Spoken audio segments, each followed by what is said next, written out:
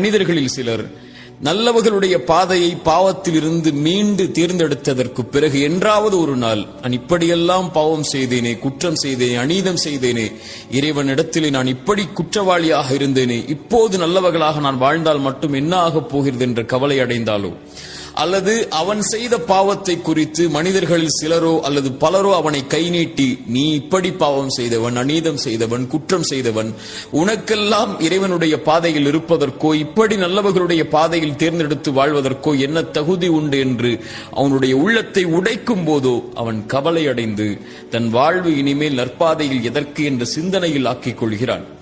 இறை நம்பிக்கை கொண்டவன் கடந்த காலத்தில் செய்த பாவத்திலிருந்து மீண்டதற்கு பிறகு ஒருபோதும் அதை குறித்து கவலையடைய வேண்டிய அவசியமில்லை. இறைமறை சொல்லுகிறது, வல்லதீன இதா ஃபஅலு ஃபாஹிஷதன் அவ் ஸலமு அன்ஃபுஸஹும் ஸக்கருல்லாஹ்.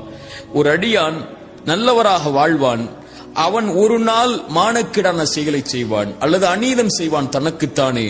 அப்படி ஒரு கால் பாவம் செய்தாலும் கூட அவன் இறைவனை நினைவு கூறுவான். அந்த பாவத்திற்கு பிறகு தன்னை மீட்டெடுத்து நல்ல பாதையில் அமைத்துக் கொள்ள வேண்டும் என்ற அந்த பாவத்தில் இருந்து படிப்பினை பெற்று வாழ ஆரம்பிப்பான்.